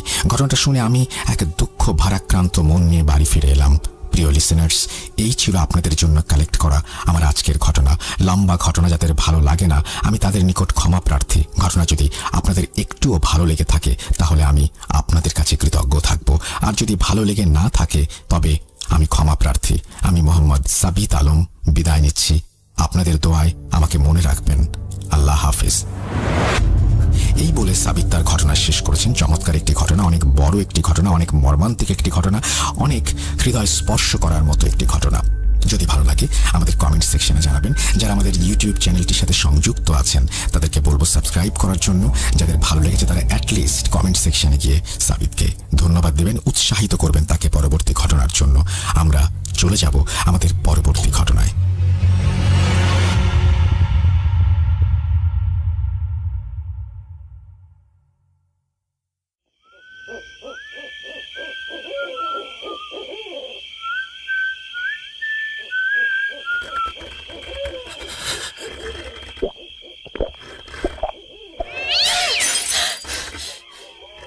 আজ আবার শুনতে পাচ্ছেন শব্দটা? আমার আয়নার ভিতরে রোজ এভাবেই আসে। Booth.com with Russell. Welcome back. আপনাদের সবাইকে স্বাগত জানাচ্ছি। আমি রাসেল। আশা করছি আপনারা সবাই ভালো আছেন, ভালোর দলে আছেন। আমিও ভালো আছি, ভালোর দলে আছি। এবং একটা চমৎকার ইমেল শুনলেন আপনারা, এবং এই ইমেলটি পাঠিয়েছিলেন আমাদেরকে সাবিত আলম, এবং সাবিত আলমই আমাদেরকে আরও একটি অডিও ক্লিপ পাঠিয়েছেন। যে অডিও ক্লিপটি আমি আপনাদের এখন শোনাতে চাই। আশা করছি অডিও ক্লিপটি আপনাদের ভালো লাগবে। যদি ভালো লাগে অবশ্যই আমাদের জানাবেন, যদি ভালো না লাগে সেটাও আমাদেরকে জানাবেন। আমরা সরাসরি চলে যাচ্ছি আমাদের পরবর্তী ঘটনায়। আসসালামু আলাইকুম রাসেল ভাই এবং প্রিয় শ্রোতা বন্ধুরা, আশা করি আপনারা সকলে ভালো আছেন এবং সুস্থ আছেন। আমি মোহাম্মদ সাবিত আলম বলছি ময়মনসিংহ বিভাগ থেকে। আমি আজকে আপনাদের সামনে নিয়ে এসেছি সম্পূর্ণ নতুন একটি ঘটনা। যে ঘটনাটি আমি শুনেছি আমার একজন আঙ্কেল, কবির আঙ্কেলের কাছ থেকে। কবির আঙ্কেলের এই ঘটনাটি আসলে খুবই মর্মান্তিক ছিল এবং ওনার বন্ধুর ঘটনা আসলে মূলত এটা, এবং ঘটনাটা আসলে ঘটেছিল 1980s-এর দিকে। তো তখনকার যুগে আসলে ওরকম ভাবে স্কুল কলেজ তো খুব বেশি একটা সব জায়গায় ছিল না। তো ওনাদেরও একই রকম অবস্থা, গ্রামে স্কুল নেই ঠিক মতো, তো ওনারা পড়াশোনা করতে খুব কষ্ট হচ্ছিল ওনাদের। তো গ্রামের যে পলিটিক্যাল লিডার ছিলেন, তো উনি একদিন প্রমিস করলেন যে গ্রামে কিছুদিনের মধ্যে নতুন একটা স্কুল স্থাপন করবেন, কিন্তু সেই স্কুলটার আসলে মেইন যে দূরত্বটা থাকবে সেটা ওনাদের বাসা থেকে অনেকটাই দূরে। এভাবে আস্তে আস্তে কিছুদিন গেল, টেম্পোরারি একটা স্কুল গঠন করা হলো বাসার কাছেই। সেখানেই আসলে মূলত কবির আঙ্কেল এবং ওনার বন্ধু আশফাক আঙ্কেল দুজনেই পড়াশোনা করতে লাগলেন বাকি বাচ্চাদের সাথে।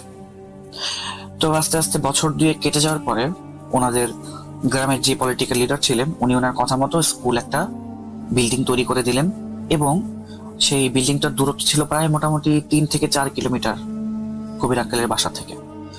তো কবির আঙ্কেল আর আশফাক আঙ্কেলের বাসা মোটামুটি প্রায় কাছাকাছি ছিল, 500-700 মিটারের মতো দূরত্ব হবে।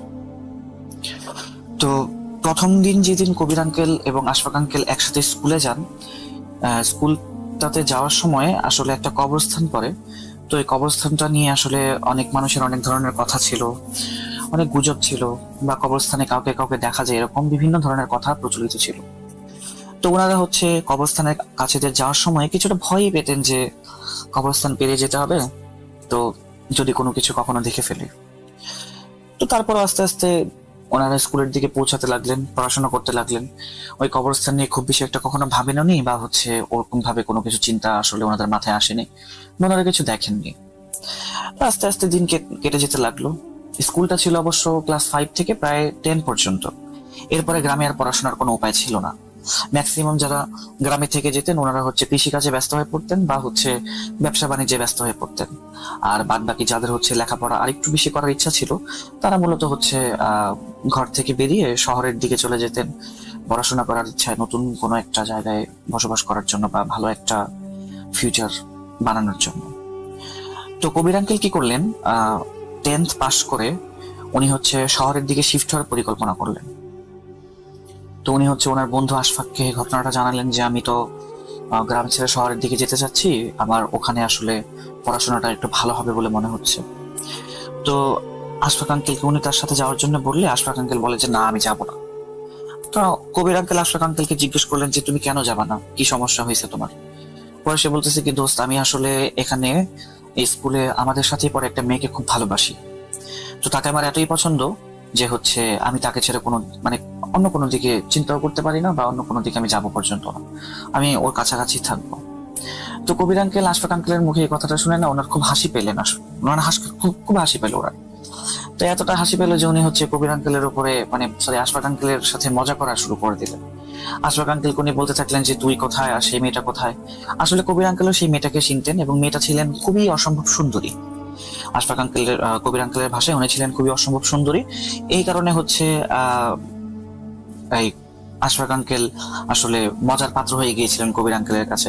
কারণ কবির আঙ্কেল বলতেন যে তুই তোর চেহারা দেখেছিস হ্যাঁ নাই, আবার ওর চেহারা দেখছিস হ্যাঁ নাই, তো তোদের মধ্যে কিভাবে মিল হয়, এটা তো সম্ভব না। তুই হচ্ছিস মানে একটা দোকানের মধ্যে এরকম একটা মিষ্টি যেটা ডেট এক্সপায়ার হয়ে গেছে, যেটাকে কেউ ধরবে না, আর সে হচ্ছে এমন একটা রসগোল্লা যেটার দিকে সবারই নজর থাকে।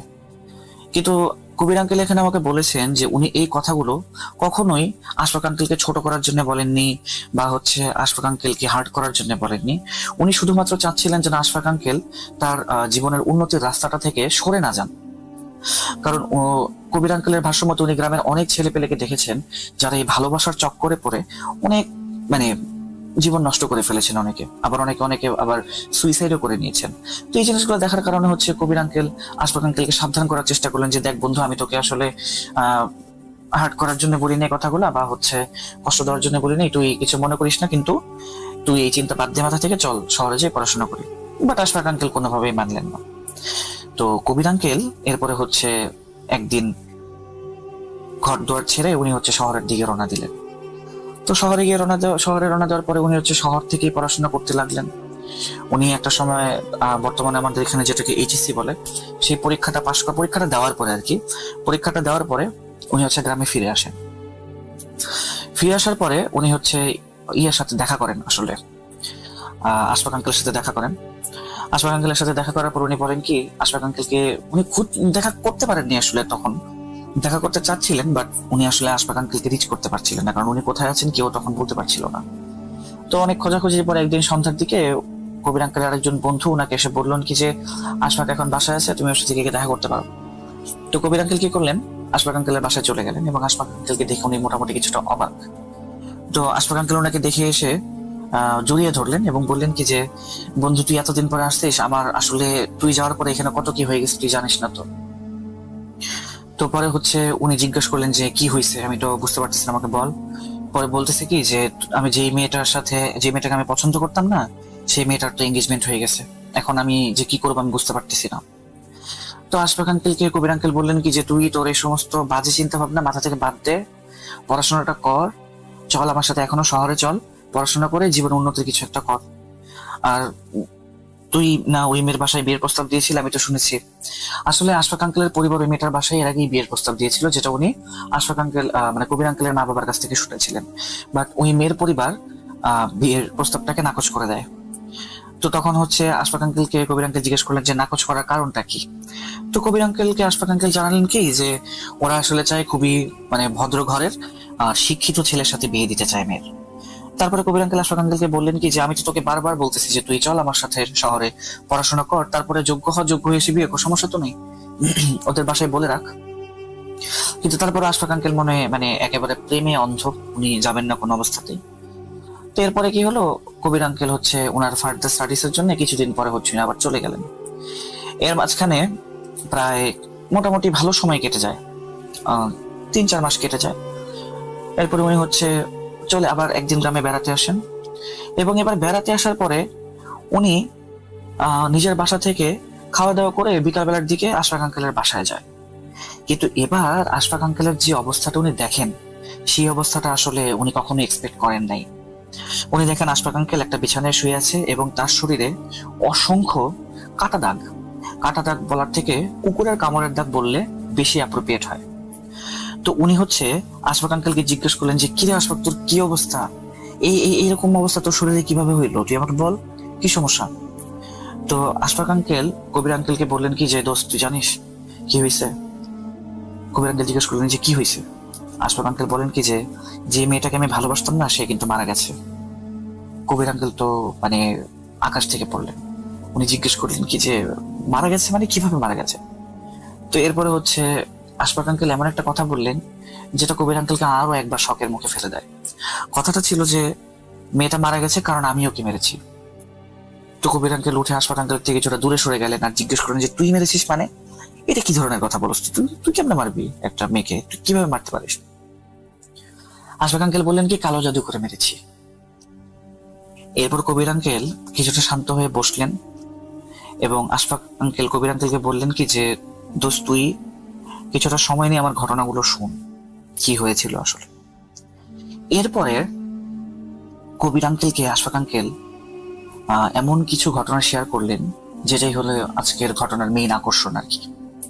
উনি বলতে শুরু করলেন যে কবির আঙ্কেল যখন হচ্ছে এর গতবার এইচএসসি পরীক্ষা দেওয়ার পরে বাসায় আসার পরে হচ্ছে উনি যখন চলে যান, এরপরে উনি যখন হচ্ছে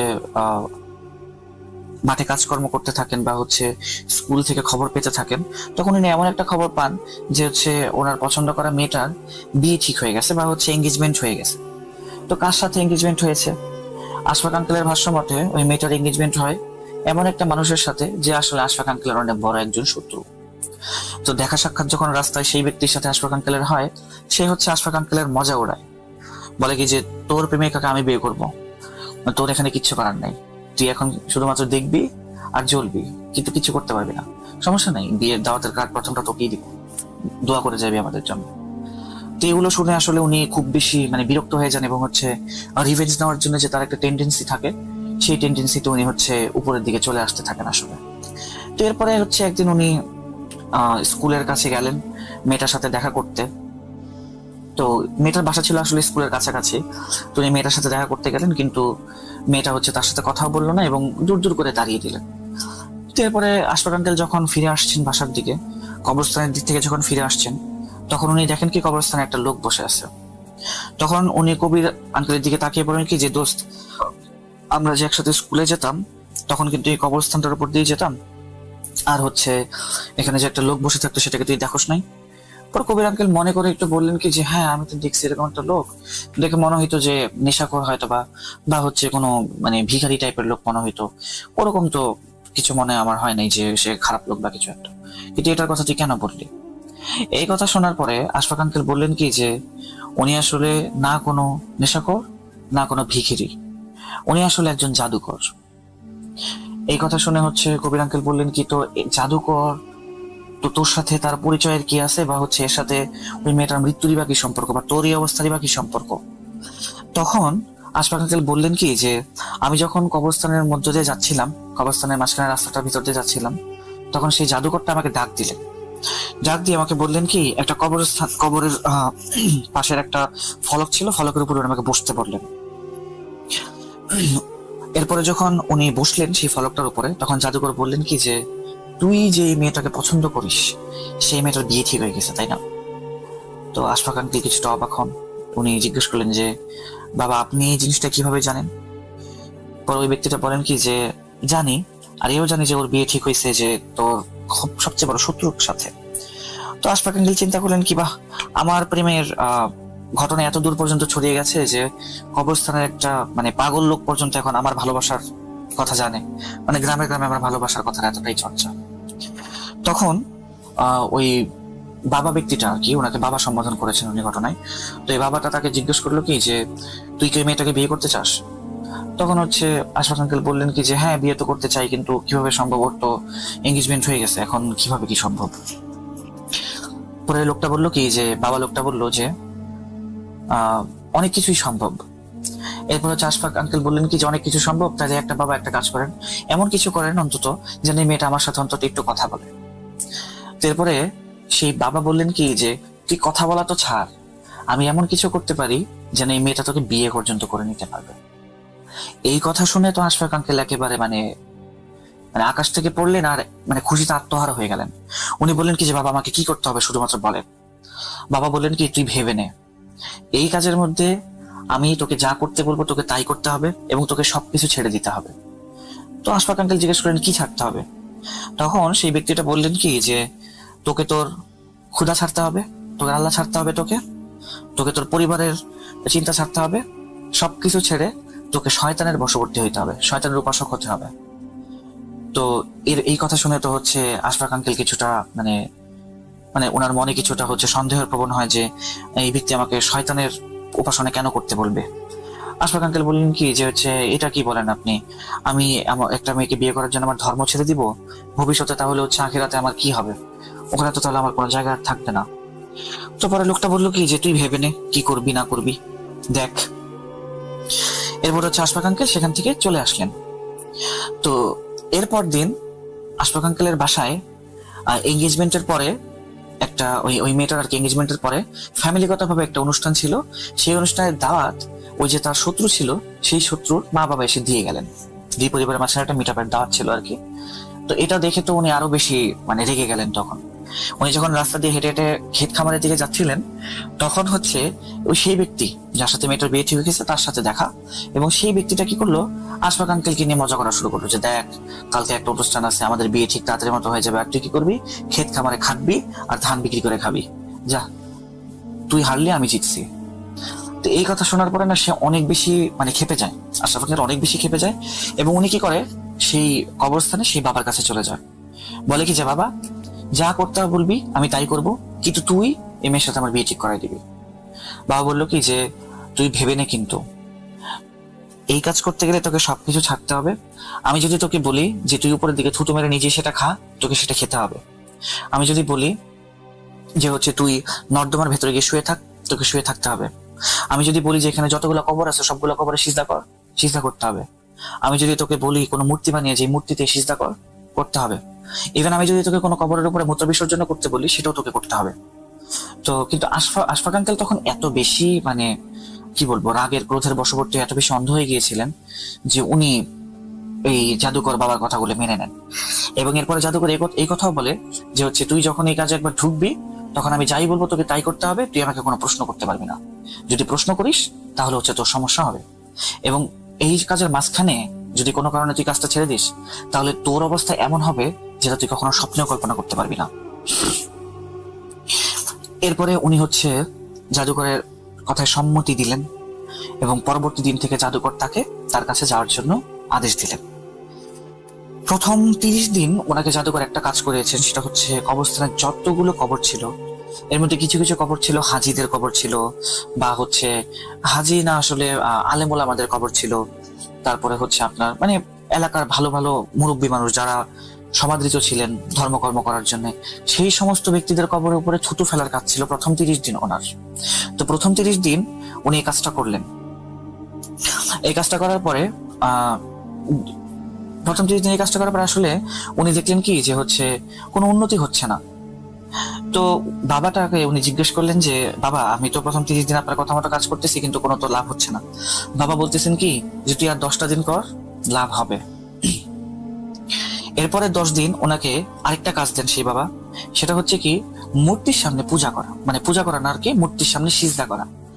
উনি হচ্ছে একদিন রাতের বেলা সন্ধ্যার দিকে মূলত উনি কবরস্থানটাতে যেতেন। তো একদিন রাতের বেলা উনি হচ্ছে কবরস্থানে যান এবং উনি দেখেন কি যে বাবা একটা মূর্তি বানিয়েছে, এবং সেই মূর্তিটা দেখিয়ে আশফাক আঙ্কেলকে বলছেন কি এটার উপরে সিজদা কর, এটার সামনে সিজদা কর। আশফাক আঙ্কেল বলেছেন কবির আঙ্কেল আমাকে যেটা বলেছেন, আশফাক আঙ্কেল তাকে যে ঘটনাগুলো বলেছে ওই টাইমে উনি বলেছেন যে এই কাজগুলো শুরুতে করতে করতে ওনার খুবই মানে আপত্তি মনে হতো এবং খুবই খারাপ লাগতো যে আমি এরকম একটা কাজ করতেছি, আমার খোদাকে আমি ধোকা দিচ্ছি, এটা মানে। বাট আস্তে আস্তে এই কাজগুলি করতে করতে ওনার ভেতরে নাকি খারাপ লাগাটা আস্তে আস্তে চলে যায়, ভেতর থেকে এই খারাপ লাগাটা আর উনি ফিল করতে পারেন না। তো আস্তে আস্তে উনি এই কাজটা করতে করতে কিছুটা মানে অভ্যস্ত হয়ে যান এবং মজা পেতে শুরু করেন, চিন্তা করেন আচ্ছা ঠিক আছে করতেছি, দেখি কি হয়। তো এরপরে প্রথম 10 দিন ওনাকে কি করলেন, সেই মূর্তিরও সামনে সিজদা করার কথা বলা হলো এবং কবরস্থানের পাশে একটা নালা ছিল, ওই নালাতে রাতের বেলা ওনাকে গোসল করার কথা বলা হতো। তো উনি পরের 10 দিন গোসল করতেন এবং মূর্তির সামনে সিজদা করতেন। এভাবে 10 দিন পার হলো। তো এর মাঝখানে মেয়েটার আসলে বিয়ে হয়ে যাওয়ার কথা ছিল কি ওই অনুষ্ঠানটার প্রায় 1 সপ্তাহ পরে, কিন্তু এখানে প্রায় 30 থেকে 40 দিন পার হয়ে গেছে, বাট বিয়েটা হচ্ছে না। আশফাক আঙ্কেলের মাথায় একবার চিন্তা হলো যে বিয়ে তো 7 দিনের মধ্যে হয়ে যাওয়ার কথা, তাহলে এখনো কেন বিয়ে হলো না, কি সমস্যা বুঝতে পারছি না। তো উনি গিয়ে কি করলেন, ওই মেয়েটার পরিবারের আশেপাশের লোকজনের কাছ থেকে খবর নিতে লাগলেন এবং খবরে যেটা উঠে এলো সেটা হচ্ছে কি ছেলের পরিবার কোনো একটা কারণে ধানাই পানাই করছে, তারাই বিয়েটাকে পেছানোর চেষ্টা করছে। আচ্ছা যাই হোক, তো এরপরে আশফাক আঙ্কেল আবার সেই ইয়ের কাছে গেলেন আর কি, বাবার কাছে গেলেন। বাবাকে উনি বললেন কি যে বাবা কি হবে, বিয়েটা এখনো ভাঙে নাই, তো আপনি আসলে মনে হয় আমাকে ধোকা দিচ্ছেন বা আমাকে দিয়ে কোনো খারাপ কাজ করানোর চেষ্টা করতেছেন, তাই না? এরপরে বাবা না ওনাকে একটা ধমক দিলেন, বলে কি তুই আমাকে সন্দেহ করিস তাই না, ঠিক আছে যা, তুই আজকে বাসায় যা, তুই একটা সুখবর পাবি। তো উনি এরপরে বাসায় চলে গেলেন। বাসায় চলে যাওয়ার পরে উনি ওনার মা বাবার কাছ থেকে খবর পেলেন যে ওই মেয়েটার এঙ্গেজমেন্টটা ভেঙে গেছে। তো উনি এই কথা শুনে মানে বাবার উপরে তার বিশ্বাস যেন অগাধ হয়ে গেল এবং উনি খুশিতে লাফালাফি করতে করতে ওনার মা বাবাকে বললেন কি যে তোমরা আবার যাও, মেয়েটার বাসায় আবার বিয়ের প্রস্তাব দাও। কিন্তু সেই একইভাবে তার মা বাবা মুখ একেবারে মানে ছোট করে ফিরে আসতে হলো ওনাদের, কারণ সেই মেয়ের ফ্যামিলি আবার তাদেরকে রিজেক্ট করেছে। তো এই ঘটনার পরে আশফাক আঙ্কেল আরেকটু রেগেছেন, বলেন কি ওনাদের কিসের এত অহংকার যে বারবার আমাকে রিজেক্ট করে, এবার দেখি কিছু একটা করবোই। এই ঘটনাটা ঘটার পরে উনি সেদিন সন্ধ্যায় আবার সেই বাবার কাছে গেলেন এবং এই বাবা এবার রাগ করে ওনাকে বললেন কি যে তোকে কি আমি বলেছিলাম ওর বাসায় বিয়ের প্রস্তাব পাঠাতে? পরে বলে যে বাবা আমি ভাবছি কি যে মেয়েরটা যেহেতু বিয়ে ভেঙে গেছে, তো আমি এখন প্রস্তাব দিলে হয়তো রাজি হবে। তখন সেই বাবা বলেন কি আরেকবার আমি বলার আগে যদি তুই কোনো কিছু করিস তাহলে এর ফল তোকে ভোগ করতে হবে। পরে আশফাক আঙ্কেল বললেন কি আচ্ছা ঠিক আছে বাবা, দুঃখিত, আপনি আমাকে কি করতে বলেন আমি করবো সেটা। তো সেদিন সেই বাবা লোকটা তাকে বললেন কি যে তুই আজকে রাতের বেলা একটা বাচ্চা নিয়ে আসবি, যে বাচ্চাটার বয়স হবে 10 বছরের মতো, 5 থেকে 10 বছর এরকম বয়সী একটা বাচ্চা নিয়ে আসবি। তো আশফাক আঙ্কেল রাতের বেলা সেদিন রাতের বেলা তো আনতে পারে নাই। তো পরের দিন সন্ধ্যার দিকে উনি যখন বাচ্চারা ঘরে ফিরে খেলাধুলা করে, গ্রামের বাচ্চারা একসাথে মাঠে খেলাধুলা করে, তো একটা বাচ্চাকে উনি কি করলেন, টফি বা চকলেটের লোভ দেখায় উনি নিয়ে চলে আসলেন ওই বাবার কাছে। তো আনার পরে উনি দেখলেন কি যে বাবা অলরেডি একটা মানে হবন কুণ্ডর মতো কিছু একটা বানাইছেন এবং ওখানে আগুন ধরায় রাখছেন। তো এরপরে উনি বাবাকে জিজ্ঞেস করলেন যে আমি তো বাচ্চাটাকে নিয়ে আসছি, এখন কি করতে হবে? বাবা বললেন কি যে এই বাচ্চাটাকে ধরে আগুনের মধ্যে মানে ফেলে দে। এই কথা শুনে তো আশফাক আঙ্কেল মানে একেবারে হতভম্ব হয়ে গেলেন যে বাবা এটা কি বলে, আমি জলজন্ত একটা বাচ্চাকে কি কারণে আগুনে ফেলে দিব, এটা কিভাবে সম্ভব? আমি তো কারো জান নেওয়ার জন্য এই কাজে আসিনি। তো উনি যখন কিছুটা হেজিটেট করছেন তখন সেই বাবা এসে নিজেই বাচ্চাটার মুখটা কি করলো, কোন একটা মানে গামছা দিয়ে বেঁধে তাকে আগুনের মধ্যে নিক্ষেপ করে ফেলে দিল। গামছা দিয়ে বাঁধার কারণে বাচ্চাটা চিৎকার করতে পারলো না এবং সেখানেই সে পুড়ে মারা গেল। তো এই দৃশ্য দেখে আশফাক আঙ্কেল সেখানেই অজ্ঞান হয়ে যান এবং যখন ওনার ঘুম ভাঙে তখন উনি দেখেন জাদুকর সেখানে নেই, আর আগুন যেখানে জ্বলছিল সেখানে বাচ্চাটার হাড় গড়ছিল দেখা যাচ্ছিল। তো উনি সেদিনের মতো বাসায় চলে আসলেন। সন্ধ্যার দিকে এরপরে যখন তিনি আবার সেই বাবার কাছে গেলেন, উনি সেই বাবাকে বললেন কি যে বাবা যদি জানি নেওয়ার হইতো তাহলে আমি তো ওই মেয়েটার যার সাথে বিয়ে ঠিক হয়েছিল তার জানি নিতে পারতাম, আমি একটা মাসুম বাচ্চার জান কি কারণে নিব? আর তুমি এটা আমাকে আগে কেন বলো নাই, আগে বললে আমি কাজটা করতাম না।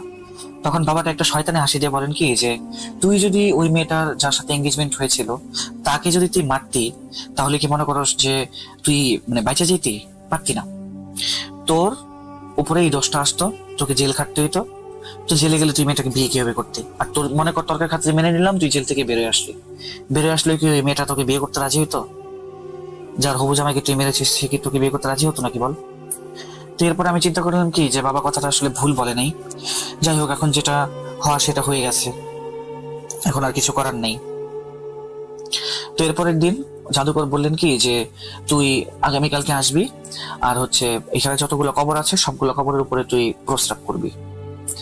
তো এই কথাটা শুনে আশফাক আঙ্কেল কিছুটা মানে হতচকিত যান, এবং হচ্ছে উনি চিন্তা করেন কি না, এই কাজটা আমি করবো না,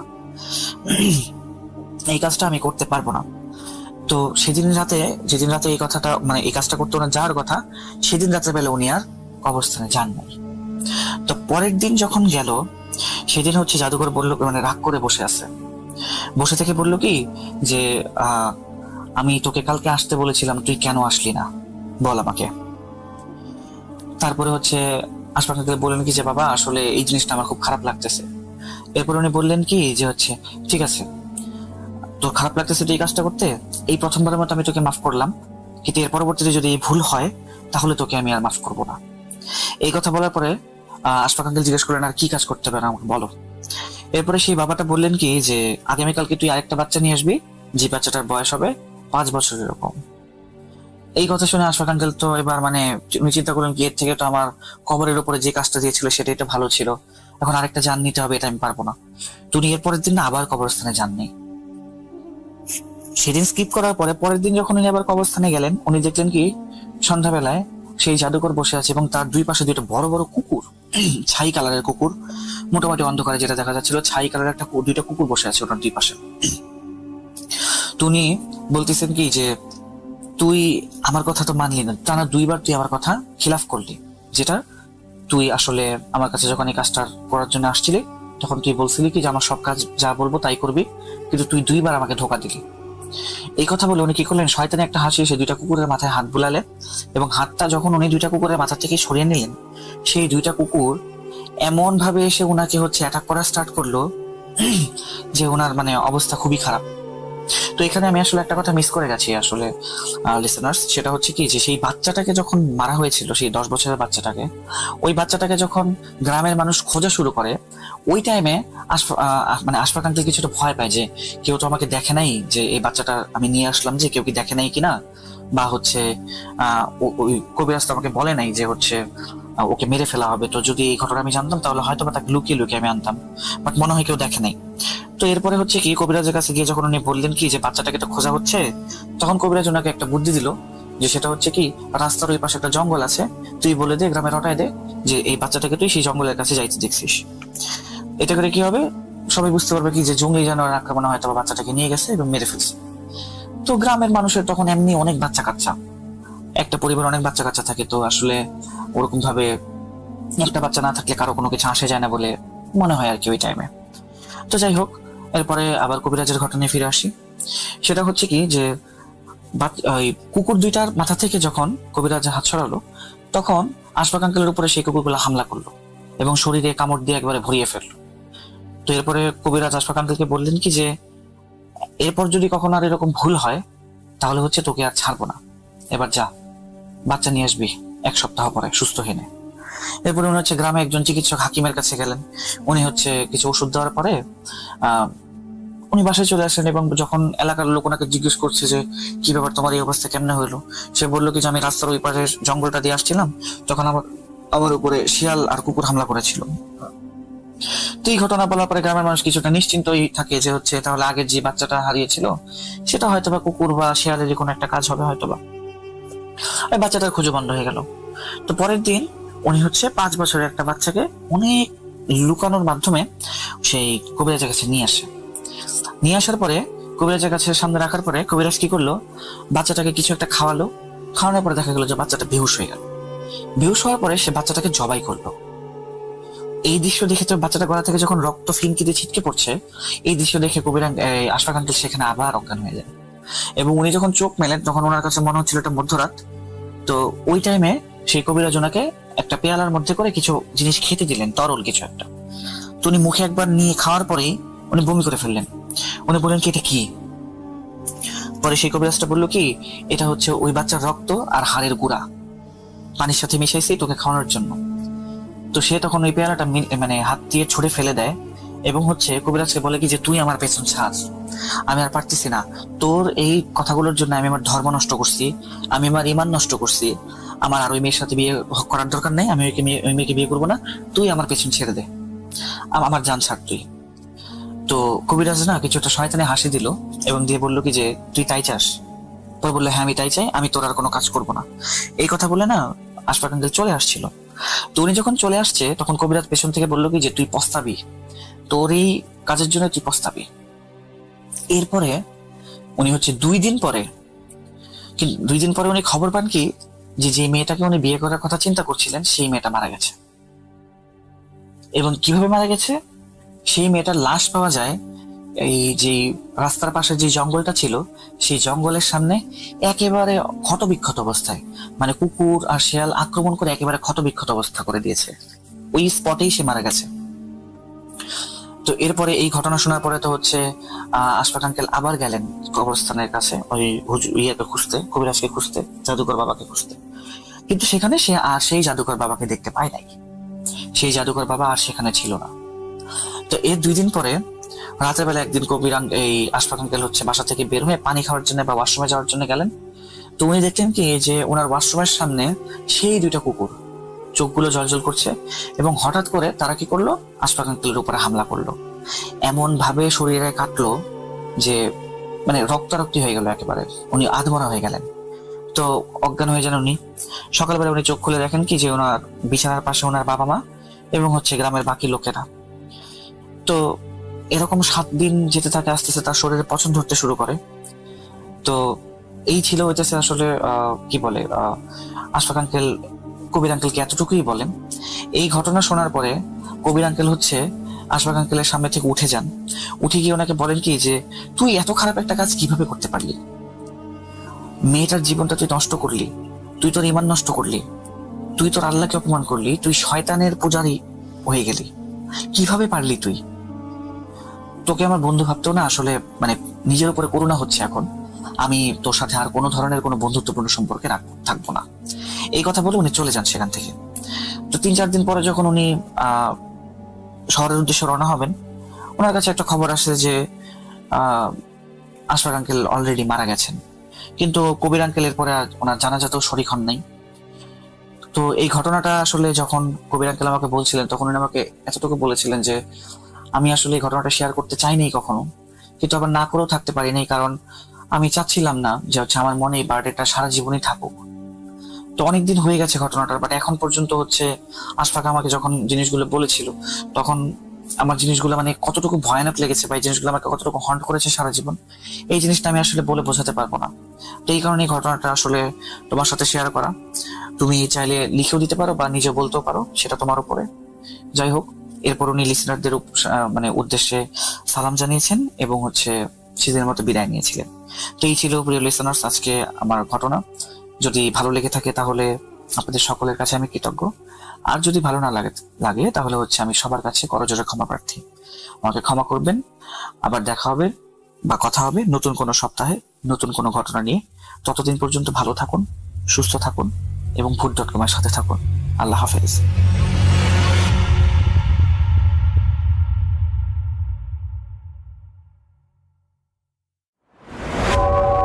আবারও রাতের আধারে ভয়ের রাজ্য ফুঁড়ে ফিরেছি সেই পুরনো সুরে। বিশ্বাস করা বা না করা আপনার ব্যাপার, but the old music comes alive. Voot.com. The fear returns with Russell. আরও একবার আপনাদের সবাইকে স্বাগত জানাচ্ছি, আমি রাসেল। আশা করছি সাবিত আলমের পাঠানো অডিও ক্লিপটি আপনাদের ভালো লেগেছে। এখন একটি অন্য অডিও ক্লিপে যাব। আশা করছি যে এই অডিও ক্লিপটি আপনাদের ভালো লাগবে, কারণ আমরা চেষ্টা করছি সবচেয়ে ভালো, সবচেয়ে আকর্ষণীয় যে সমস্ত অডিও ক্লিপ সেগুলো আপনাদের সামনে উপস্থাপন করার। দেখুন কেমন লাগে শুনে, আর আপনাদের মতামত অবশ্যই কমেন্ট সেকশনে জানাতে ভুলবেন না। আসসালামু আলাইকুম ও রহমতুল্লাহি ওয়া বারাকাতুহু। আশা করি রাসেল ভাই আপনি ভালো আছেন এবং ভূত.com এর সকল শ্রোতারা অনেক ভালো আছে। আমি রফিকুল ইসলাম, মানিকগঞ্জ জেলার সাটুরিয়া থানা থেকে কোন একটা গ্রাম থেকে বলছি। তো বর্তমানে আমি দেশের বাইরে আছি। বর্তমানে এখন আমি ইরাকের বাগদাদ শহরের পার্শ্ববর্তী কোনো জেলায় অবস্থান করছি। সেখান থেকে আপনাকে ঘটনাটা শেয়ার করতে চলেছি। আজকে যে ঘটনাটা শেয়ার করব ইনশাআল্লাহ, সেটা হচ্ছে আমার মায়ের সাথে ঘটে যাওয়া একটি ঘটনা। আর আমার পরিবারের সাথে বলতে পারেন, আমার পরিবারের সাথে ঘটে যাওয়া একটি ঘটনা। এই ঘটনার কিছুটা অংশে আমি উপস্থিত ছিলাম। ঘটনার শুরুতে কিছু কথা বা কিছু না বললে হয়তো অনেকের বুঝতে সমস্যা হতে পারে, তার জন্য কিছু বর্ণনা দিয়ে নিই। আমরা জানি বাংলাদেশের বিভিন্ন অঞ্চলে বিভিন্ন ধরনের পীর রয়েছে, যারা সাধারণ মানুষদের মুরিদ করে থাকেন। আপনিও হয়তো জেনে থাকবেন বাংলাদেশের বিভিন্ন অঞ্চলে বিভিন্ন ধরনের পীর রয়েছে। তো আমার বাবা মাও তেমনই একজন পীরের মুরিদ হয়েছিলেন। সেই পীরের অবস্থান ছিল আমাদের সাটুরিয়া থানাতেই। আমাদের সাটুরিয়া থানাতে যারা আছেন তারা অনেকেই হয়তো চিনে থাকবেন। বনমালীপুর শামসুল পীর নামে একজন পীর ছিলেন বললাম এই কারণে, কারণ গত 3 থেকে 4 বছর আগে উনি পরলোক গমন করেছেন। তারপরে অনেকে চিনে থাকবেন যদি সাটুরিয়া থানার অন্তর্গত কেউ শুনে থাকেন। আর হচ্ছে গ্রামটা শুদ্ধ ভাষায় বনমালীপুর বলে, অনেকে গ্রাম্য ভাষায় বয়নালপুর বলে থাকেন। সেটা বয়নালপুর নামেই পরিচিত লাভ করেছে বেশি। তো আমার মা বাবা যথারীত সেখানেই মুরিদ হয়েছিলেন। তো ওনারা বিভিন্ন প্রোগ্রামে সেখানে উপস্থিত হতেন, যাওয়া আসা করতেন। তেমনই ভাবে আমার বাবা কোনো একটা প্রোগ্রামে সেখানে কোনো একটা ভুল করে ফেলেন। তো সেই ভুলের খেসারত আমার মাকে দিতে হয়। ওই ভুল করার কারণে তো ওখানে সম্ভবত জিন থাকেন। কোন একটা জিন আমার মার উপরে আছর করে। তো এরই মধ্যে আমার মা ওই জিন দ্বারা পুরোপুরি আক্রান্ত হয়ে যায় এবং উল্টাপাল্টা বলতে থাকে। বয়সে যারা বড় আছেন তাদের সবাইকে তুই-মুই করে বলতে থাকে। মানে তার আচরণ স্বাভাবিক থেকে অস্বাভাবিকে চলে যায়। আমরা যেরকমটা দেখছি তো ওরকমটা ছিল না, মানে পুরাই অ্যাবনর্মাল আচরণ করতে থাকে। তো এক পর্যায়ে পীর সাহেব, মানে আমার মা বাবার যে পীর সাহেব, উনি সম্পর্কে আমার দাদা হন, উনি বিষয়টা জানতে পারেন। তো এরই মধ্যে বেশ কয়েকদিন চলে যায়। আমার মার মধ্যে অনেক সমস্যা দেখা যায়। আমার মা দেখা যায় বাড়িতে থাকে না, অনেককে তুই-মুই করে কথা বলে, স্বাভাবিক আচরণ করে না, বিভিন্ন ধরনের সমস্যা দেখা দিতে থাকে। তো এক পর্যায়ে আমার বাবাও একজন দিনমজুর ছিলেন, ভ্যান চালক ছিলেন। ভ্যান চালিয়ে সংসার চালাতে হতো, তাকে অনেক কষ্ট করতে হতো। তো আমার বাবা আমার মাকে নিয়ে একটা সমস্যায় পড়ে যান। তখন মাকে নিয়ে ওই যে পীর আছে না, আমরা যাকে পীর সাহেব বলে জানি বা যাকে আমরা দাদা বলে থাকি আর কি, তো ওনার কাছে শরণাপন্ন হন বিষয়টা নিয়ে। তো ওনার কাছে যাওয়ার পরে আমার মা আরো বেশি উত্তেজিত হয়ে যান, মানে ওনাকে পর্যন্ত তুই-মুই করে কথা বলতে থাকে, গালিগালাজ করতে থাকে। তখন আমি উপস্থিত ছিলাম যখন পরবর্তী সময় নিয়ে গেছিল আমার বাবা ওনার কাছে আমার মাকে চিকিৎসা করানোর জন্য। তো আমার মা কোনোভাবেই শান্ত হচ্ছিল না, মানে আমিও আমার মাকে ধরে রাখছিলাম, তো ধরে রাখতে পারতেছিলাম না, অনেক শক্তি খাটাচ্ছিল। মানে মনে হয় যেন গায়ে অনেক শক্তি এসে পড়েছে, তার এত শক্তি গায়ে। তো তখন যে পীর সাহেব, উনি সম্পর্কে তো আমার দাদা হয় বললাম, তো উনি আমাকে বললেন যে তুমি আমি সঠিক বলতে পারতেছি না সংখ্যাটা কত, অনেক আগের ঘটনা। ঘটনাটার সময়কাল সম্ভবত 2010 থেকে 2013 সাল এর মধ্যে হবে ঘটনাটা। অনেক আগেকার ঘটনা, সঠিক মনে নাই সংখ্যাটা আমার।